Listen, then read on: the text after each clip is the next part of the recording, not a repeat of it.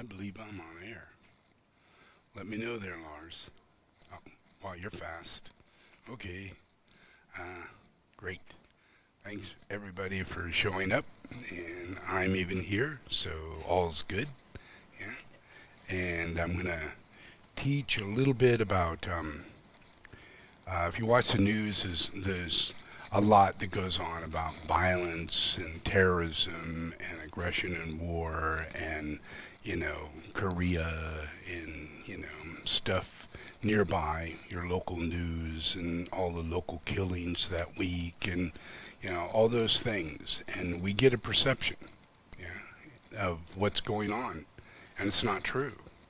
Yeah, it's an interesting perception. It's very dramatic. It's very exciting. It's very melodramatic. And it really gives us, a real sense that we're in the worst of times, and that, the earth is just going to overheat and get really bad and get worse. Yeah, and violence is going to get worse, and terrorism is going to get worse, and then there's gangs and all of these people trying to come in, from other countries and bringing their violence with them and causing a surge of violence all throughout the world. And that's what we're being told. Yeah, and but it's not true. Yeah, if you study it, if you study violence, if you study crime, if you study around the world from 1900 to now, yeah, you'll see that the relationship of violence that really goes on is a completely different reality inside of humanity. Yeah, but humanity's perception and their emotional body. Yeah, it doesn't matter, uh, you know, uh, whether or not it's the truth. Yeah, because it breeds emotional instability. It breeds inside of people who are on their worst days the thought and opportunity to commit suicide. Yeah, as though the world is just not worth living in. It breeds people as a group, to maybe think that they're millennials or a certain group that just don't believe in society and they want to step back because it's so violent and it's so impure and it's just a waste of time, and it's not true. Yeah, who's ever saying that is not the majority of humanity. Yeah, because it's in the actions of humanity, not in the way people talk the loudest and are willing to get online and type something and represent millions of people, you know, or willing to write an article, or willing to write a book, or willing to do anything that describes, what's going on, you know, because we're all busy living our lives and we really can't see all that's going on. But if we take the computer and we take statistics and we go into and investigate and bring out without any of these kind of illusions, then we come up with pretty interesting statistics. Yeah? If we look at the relationship of the world, crime rate, perception of crime rate is really high.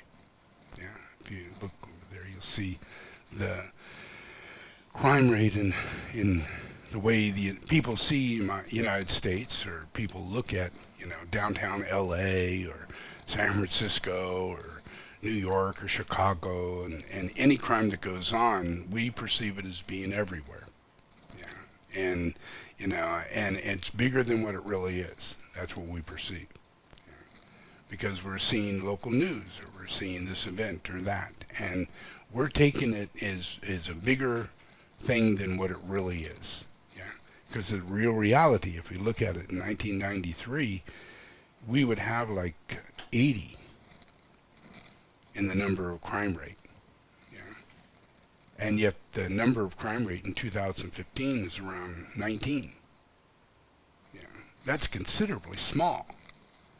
That's not a 2% drop. It's not a 11% drop. It is a really big drop. You can't even even possibly express that it's getting worse. You can't express anything other than the fact that something is saving our ass. And people are nicer, less violent, less filled with crime. Yeah. And we're being told that, the circumstances are bad everywhere. Yeah. We're being told that the relationship of non-fatal firearm crime, all the firearms that are out there, and all the crimes that go on, people are just going on and on and on about how really big it is and how it used to be so much safer. Yeah. But the reality is that back in 1963, 1993, 1970, 1980, all of those periods of time, crime was pretty darn high. Yeah? And guns were in use at a pretty high level. But yet, in our perception, we think everybody's got a gun. Yeah? We think everybody's toting a gun. Everybody's got a gun hanging on the back of their pickup truck. Yeah? And they're all fighting for the right to have a gun. But yet, here it shows that everybody's giving away their guns and not going out buying guns anymore. And they have no real interest whatsoever in guns. It's a very small number. This is 725 people in 1993, and this is 181 people in 2015. Yeah. And we have laws that make it more possible for us to buy guns easier, faster, even carry them in certain states. But yet, it's going down. Yeah. So the real reality is that there's a line of compassion that's taking place inside of people. Yeah? And it's in the action. Yeah? You can't say you're compassionate and go hit somebody. But if violence goes down, compassion is rising. Yeah? So look at this one. This is murder. Murder rate. Look how high that is. That's really freaking high. And that's per capita, per 100,000 people. Yeah. And yet you look down here, where we're at, it's creeping really heavily, steadily down. Yeah. And I'm not going to go into the whole thing, and I'm going to during the darshan. I'm going to show the relationship of generations that have changed the world. Yeah? And the relationship of how, in humanity, we've completely changed. Yeah? All of humanity has completely changed. And it's not in the perception, where in any way, shape, or form, where it'll take off and we'll be an apocalypse and we're all got guns and we're all toting violence. It's like a Bhagwan situation. That's something you would never expect, that they're toting guns. They're all violent, and they'll kill 8 of you for any one of you that harms one of them. They say stuff like that, and they do stuff like that. That's not expected. That's where you get this delusion. Yeah? Because in the Dark Lodge, they don't really tell you what they're up to and what they're willing to do, what crimes they will commit in their selfless behavior that causes these very things. But those Dark Lodge people are getting smaller, and they're having to come out as cults and rock and roll groups, Yeah. And so instead of being these terrorizing warlords of power, they're in very small factions, still maintaining their cult-like reality, and all their aggression goes into a delusion. Yeah? And it never really fosters. It's really, look at Bhagwan. All that time and energy and everything. And what does it end up? Him dead and a pyramid taking his place. That's all that's there now, is a pyramid. And it's not even the right angle, but it's a pyramid at least. And it's set in the right position, And what's recommended of them is that they spend time quietly meditating in it. Yeah, and they can still do all the therapies that go along with the Bhagwan kind of theory. Yeah, but it's being more and more and more promoted toward just going in and quietly meditating by about 1,000 people at a time. Yeah, totally different outcome. He's not walking around. He's not creating hostility and anger and conflict. He's not pushing people across the continent to create a utopian village. You know, it's the way I do it. Yeah. And they're all, slowly but surely, whether it be Bhagwan or be Sai Baba or any of the gurus in India, are all moving toward pyramid. Yeah. Because they're finding that, the monad of the Christ is so powerful. They cannot express themselves as the master of delusion that they would in previous lives. Yeah? So they have to build the pyramid to include themselves into the hierarchy as part of the Dark Lodge, to work themselves back around. Yeah? Still bringing people into their religious fanaticism and everything, but this way they're at least taking the first step in first initiation. Yeah, so building the pyramid, getting people to meditate, getting people to do things in a natural way. Now, don't become vegetarian unless you want to. Yeah, do what comes natural. Yeah, understand things in a spontaneous way. Do things that are much more organized in a healing form, like homeopathy or changing your diet that fits norm of reality rather than the fanatic purpose of reality. I have to be vegetarian to go to God. There could be something wrong there. Yeah? Does that make sense? Yeah? God doesn't have that. If you look at Adam and Eve, God didn't have that going on. Yeah? That's why Cain got so upset. Because Cain believed God had to be vegetarian. Had to be. Therefore, Adam had to be vegetarian.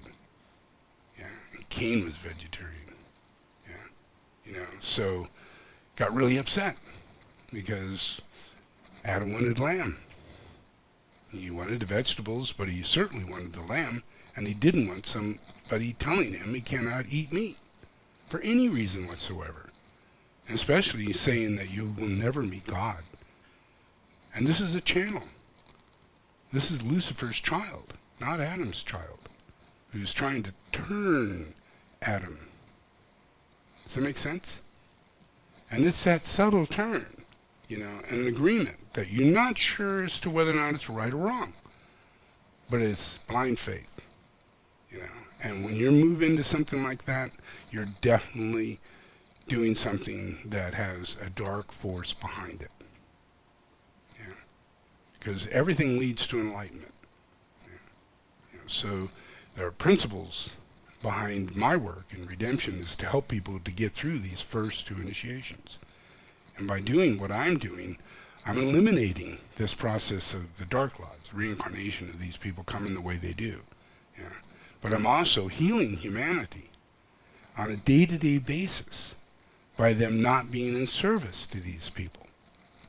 Yeah. And this way, they're changing on a day-to-day basis. They're dropping guns, they're not going to war, they're giving up football. They're doing as I say. When I say it's concussion, it's wrong, you should have a heart, you shouldn't do this to your children. Within a year, it comes out on the news. Yeah? Movies are made about it. Yeah? And yet nothing would have been said before. Yeah? Reincarnation of Atuku. I'm the one who started that, and we got the movie Little Buddha. Yeah? So everything I initiate, everything, that moves in this world. And those are the first two initiations. And those first two initiations give people the freedom to do the right thing. Goodwill in action. They have no idea they're doing the right thing, but they're working out problems. And in the way they solve them, it turns out to be the right thing.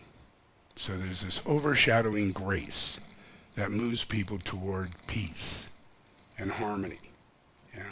And the laws of love just start controlling them in a way that allows the will of God to take over rather than their free will of manifesting channeling that allows them to agree to a Hitler, or agree to a cult leader, or agree to Sai Baba or Bhagwan, yeah, and go through all that crazy shit, yeah, and have to come out the end of it, and try and make any sense of it, and you cannot. Not until I come along. Yeah, you can't make any sense of it. Yeah, but you can make sense of it. Yeah, that's the whole thing. And if we see this as a healing in society, and look at what I'm talking about, crime's going down, no matter what Trump says. Yeah, it's right, you know. We need to make sure we have a wall. We need to make sure immigration is under control. We need to make sure that when we do these sort of things, and everything starts coming back around correctly, other nations get established, because now we can have a very secure, established relationship with Mexico. Yeah, and we can begin industrial relationships or business relationships, actually political relationships, to help them change their monopoly over society. Yeah, that's why they want to leave. People own the land. Nobody can own that land other than landowners. And they're just like England in the past, yeah, where you have to be a slave working under very poor conditions, because there's no other jobs in the country other than farms and little businesses and things like that. Yeah, and that's mainly because of black market and a communist-like socialist, ridiculous regime. Yeah, yeah, and that's in Cuba, and that's in, Haiti, and that's even in Canada. Yeah, it's all over the world, and that's why these people need to get the heck out of where they're at and find a place that is truly democracy, and will hopefully close the door to those hardships that people get when they're in those situations. And they're totally unexpected. Just like when you go to Bhagwan and you join that situation, you think you're in a socialist, beautiful, utopian scenario, but you end up finding out you're in hell, and you lost your home, your house, your family, and everything. And you cannot figure it out. And you have to get back into society. And are you going to go to Christ when he comes? Yeah. Are you going to be receptive during that time of the reappearance? No. You're going to be battered from that very experience, keeping you from this very experience. So those renting processes serve a purpose. Does that make sense? Yeah. So, but it doesn't affect the whole. The science of redemption and everything that I'm working on actually takes care of that process and still blesses every single person in the cycle of their incarnation. Yeah, every day. Yeah, because I'm doing these pujas. This ashram does exist. Christ does exist. These events do exist, and that's what puts reality into reality, so the perspective of the coming of Christ can reach into the hearts of humanity, and it causes people to let go of football. Does that make sense? It's not a religion. It's not saying you got to believe this guy's this guy. Yeah, it's a matter of transmission, of getting rid of this false perception that the world's going to hell and your children are lost, and the people in your life, you can't do anything about their hardships. You can't think like that, yeah, because it's not like that. They are being helped, yeah, and everybody is in a million times better off situation. Nothing compared to the better off situation is going to be 20 years from now, when everybody is in a cooperative, loving state. Yeah, and we've changed the conditions in Mexico, and we changed the conditions in China, so positively. That I don't have to be saying all this shit. Yeah? Yeah? You'd be saying your perspective would be the same as mine. Yeah? Does that make sense? Yeah? Because the news would tell you the truth. They'd show you these statistics. They'd pull these people out of Harvard. They'd have them tell you, rather than go on TED and tell people at TED who are willing to listen to this kind of stuff, but not news media. And yet people are the people who watch TED. So obviously they can handle it on the news media. They need to up it. Not thinking people are stupid, not thinking that people are incapable of understanding, but go all the way to the top and take your highest Einstein, cleverest people like Ted and make news like that. Does that make sense? Yeah? Because that's where the world's going. Rather than us being in this drama all the time of people having so little time and energy to actually investigate the news. They look up news, like read the newspaper or go online and see it, and then they repeat it almost word for word, in a news blurb for you locally, because you didn't have the time to do what they did, which was just watch other TV programs, read other newspapers, not investigate. Yeah, 80% of it is not that way. So it's just carried over bullshit. Yeah, all the way. No one's cross-checked anything. Yeah, so it's important that we move to where I'm at in this teaching. Yeah, that if you're going to watch TV, watch documentary TV to look for things that are telling you the truth, not negative things, conspiracy things, but things that are telling you the truth about how there's less violence and how there's things like that. Yeah, that's better than spending your time watching the news or watching movies. Yeah, and that influence will change the perspective in the astral plane, and it'll increase this thing much faster. Yeah, does that make sense? Yeah. So that's all for today. That's it. Okay, let's meditate. Let's do some more home.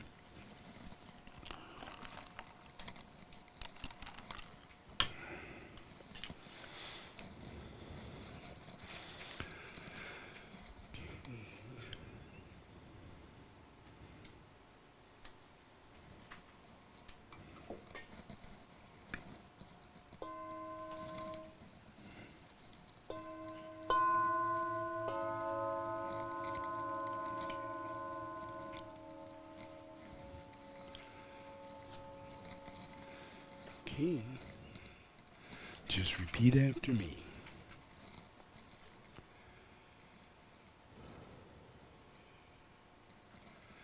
I invoke the power, the love, and the wisdom of my ashram, soul, and monad.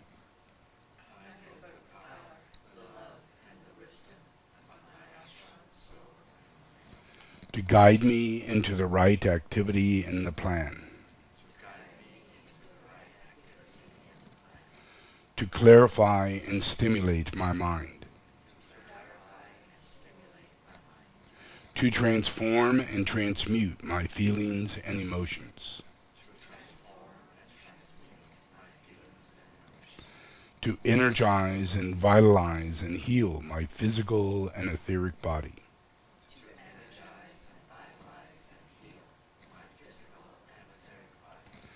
So there is a normal flow of energy in my physical and etheric body.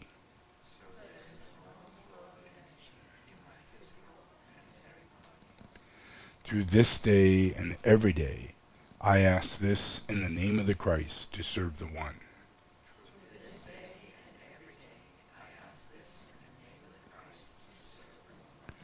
All in the name of the Father, the Son, and the Holy Spirit.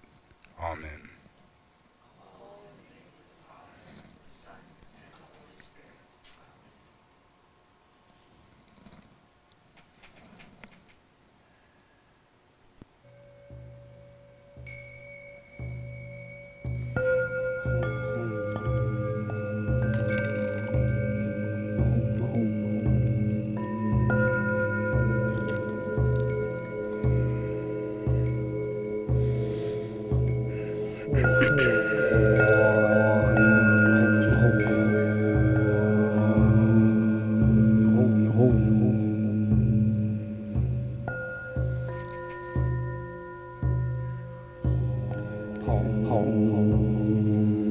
Okay, take a deep breath.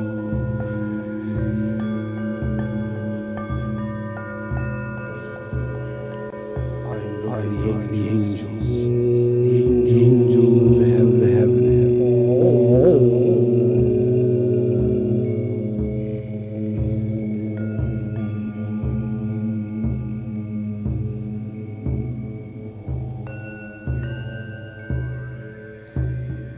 I invoke the archangel, the archangel of heaven.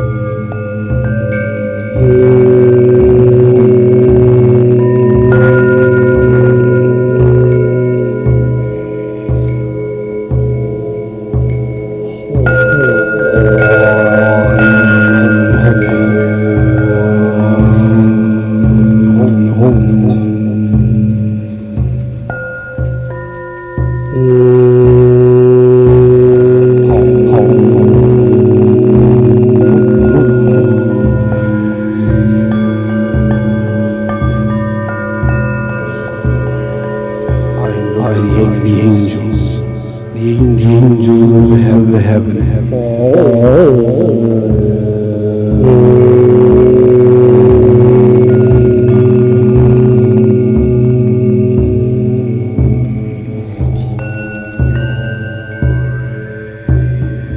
I invoke the archangel, the archangel of heaven.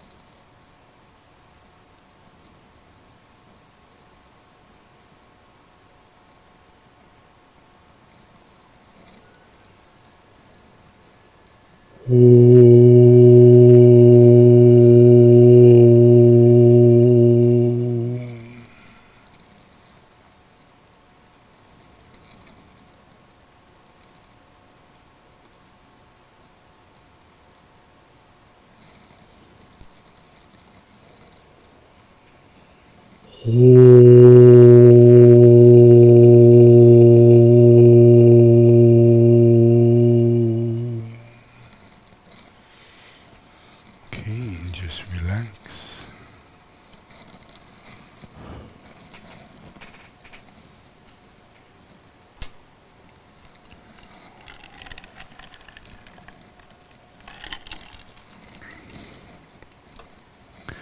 Okay, open your eyes.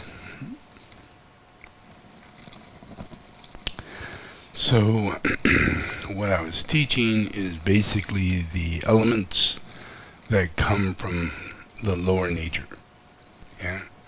And it's kind of like a knee-jerk process. We think, oh, violence, and we go knee-jerk, big dramatic, or we think war, knee-jerk, big dramatic, all the wars that ever existed are still existing, some kind of weird thing, so all of that is maintaining an astral process, and it's mainly because of the enormous amount of violence on TV, the enormous amount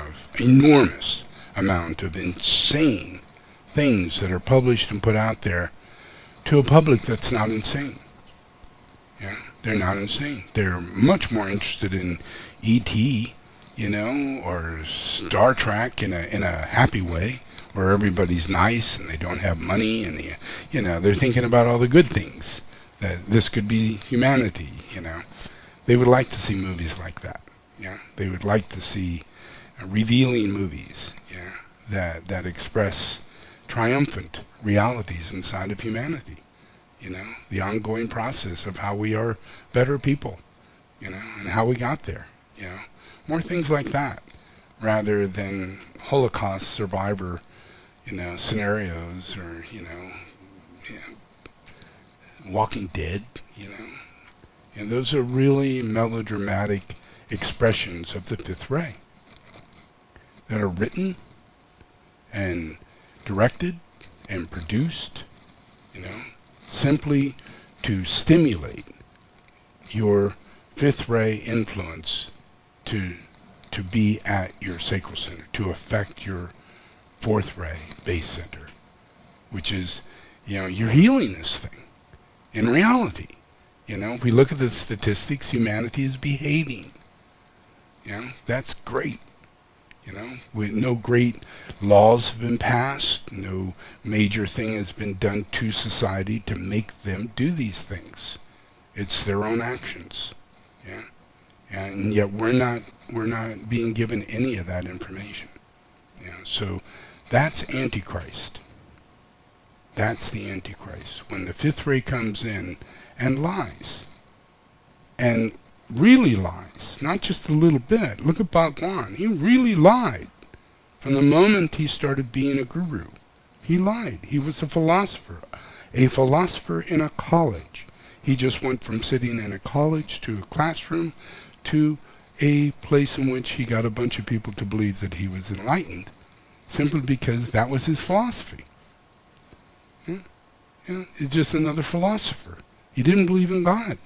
He believed in philosophy, intellect, and he took people on a ride, and it became very melodramatic because it's all based in the sixth ray, in the solar plex, where we're going to go for a utopian ride. We're going to take for granted that this is a guru, he's going to dress up and look like it. He's going to behave like it. He's going to get 100 Rolls Royces,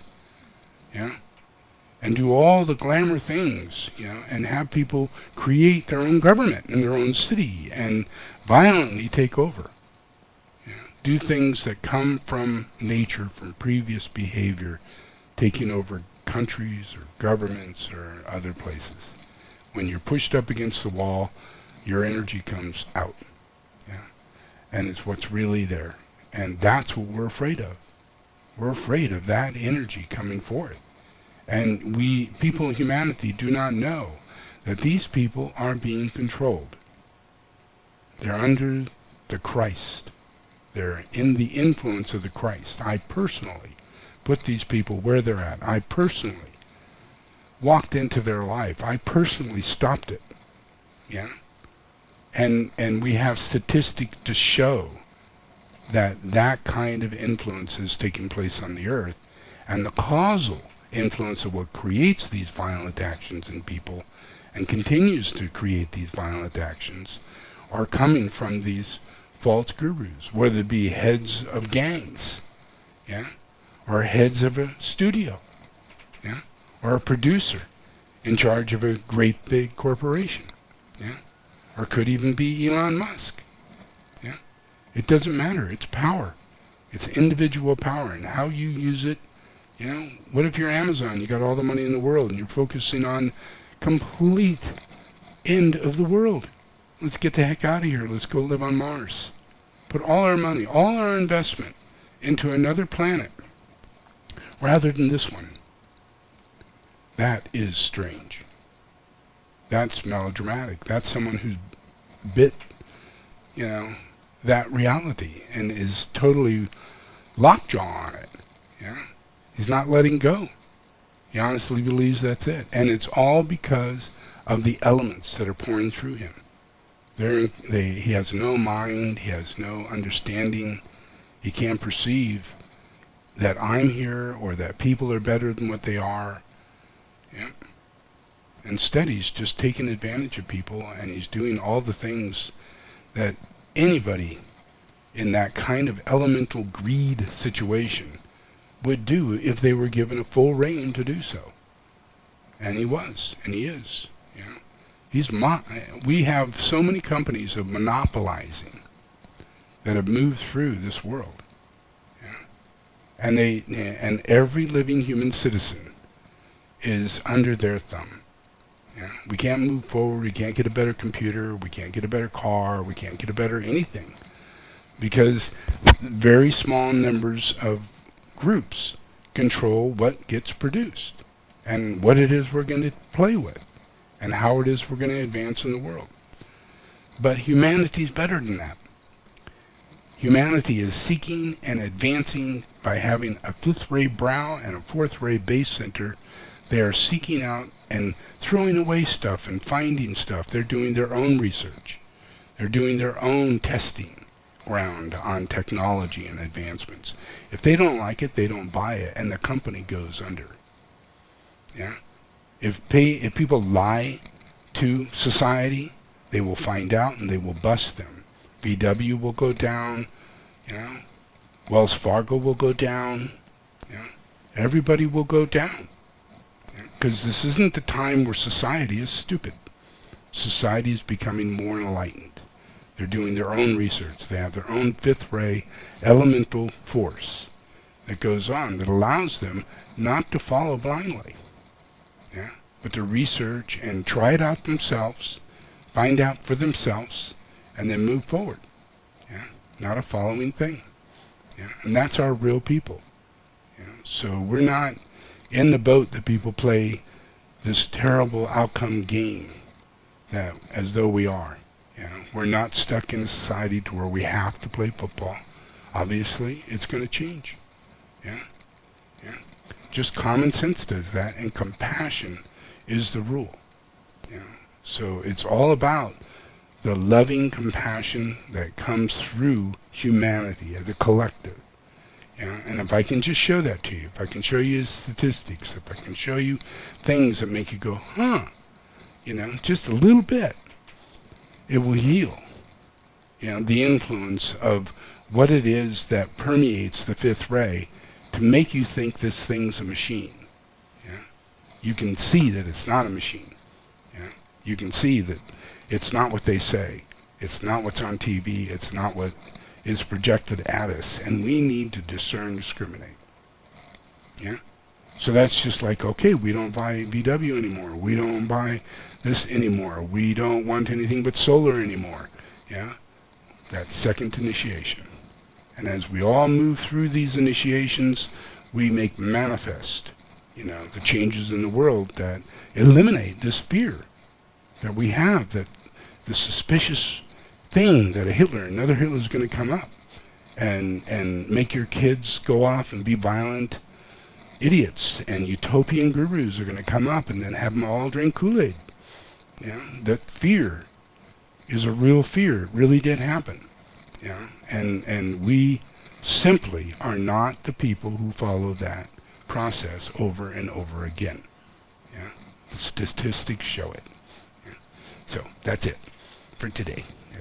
So if anybody's interested in a darshan hearing about shit like that, that's what I'm going to talk about. Because all I'm mainly interested in is, I'm not interested in getting a bunch of disciples. I'm interested in students. Yeah, I'm interested in people who really can see what's going on. They take their own life in their own hands, yeah, and they take charge of what's going on. And they're not militant, they're not fanatical, they're not pushing anybody that you're doing wrong, yeah. It's just a process of discerning the fact that the world is not as bad as you think it is. People are better than you think they are. Yeah, don't follow anything that's said on the internet or said from anybody. Take it as a grain of salt. Yeah, because you simply have a relationship with God. Don't disconnect it. Everything outside of you will do everything it possibly can to be the source. Yeah, and you don't need that. Yeah, yeah, you're the source. You and God. That's it. Yeah, and I'm just here to tell you that. I'm here to help you. Yeah, get to that because you're already doing it. Yeah, this is the time of the coming of Christ, time of the externalization of hierarchy, the time of the awakening of the saints, the time of the healing of the nations. Yeah, so that's what the darshan's about. How it is the healing of the nations is taking place, and why it is we're here in this location, and what this location has to do with healing the nations. Yeah, that's what the darshan is going to be about. All right, so enjoy. Thank you.